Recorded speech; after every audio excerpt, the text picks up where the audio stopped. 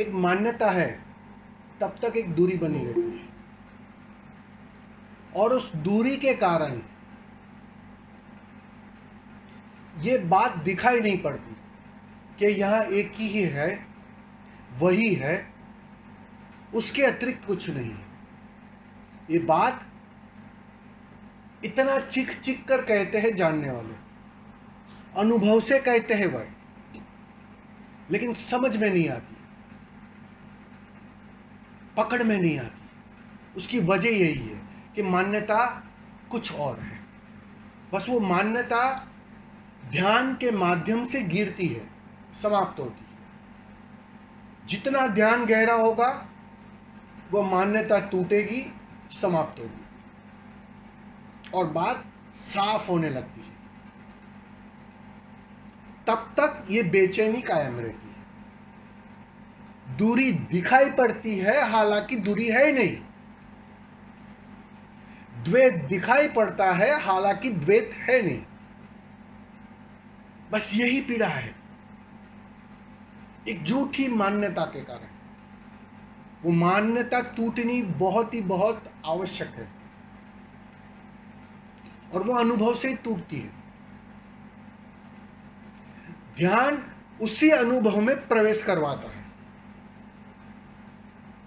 खो जाता है, ध्यान करने वाला तक खो जाता है, बचता नहीं, मिट जाता है। ध्यान करने वाला मिट जाता है, फिर वही बचता है। उसे तुम एक कह दो, अद्वैत कह दो, जो नाम देना है दे देना, लेकिन वही बचता है। और जब तक वह अनुभव कायम ना हो जाए, वह अनुभव बन ना जाए, तब तक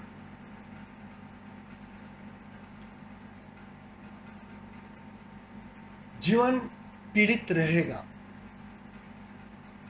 तुम पीड़ा के प्रकार बदल लोगे,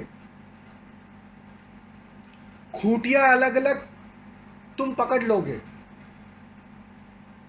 चिंतित होने के लिए तुम तत्पर रहोगे,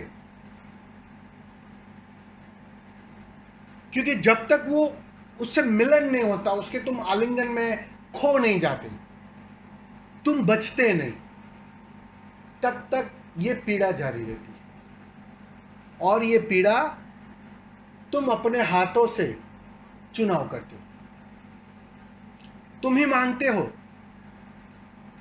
तुम ही आलिंगन चाहते हो, लेकिन शरीर बोध के पार नहीं जाना चाहते। तुम शरीर से जुड़ना चाहते हो।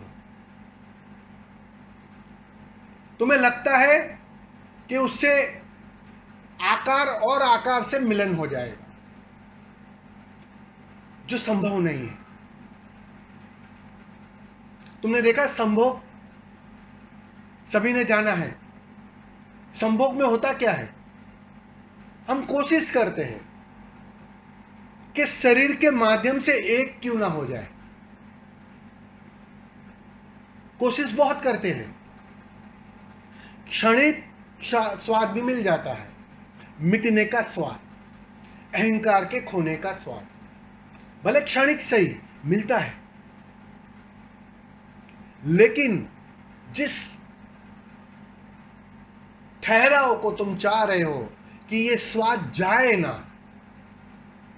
वो तो जब तक मैं मिटे नहीं, जब तक तुम खो नहीं, शरीर बोध के साथ एक होना असंभव है। शरीर बोध विलीन हुआ कि फिर तुम कितनी ही दूरी पर रहो, राधा और कृष्ण कितनी ही दूरी पर रहे, एक थे, दिखाई पड़ते थे दो शरीर, लेकिन एक मिलन घटा हुआ था, एक तादात्म्य था।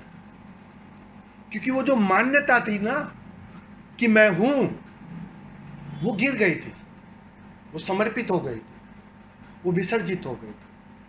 और जब तक वो विसर्जित ना हो जाए, मिलन कैसा?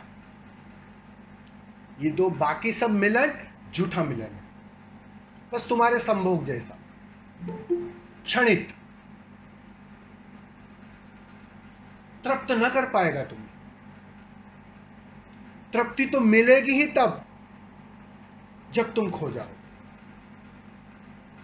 ये सारी साधना तुम्हें खोने की कला सिखाने की साधना है, तुम्हें मिटने की कला सिखाने की साधना है। तुम भूल गए हो,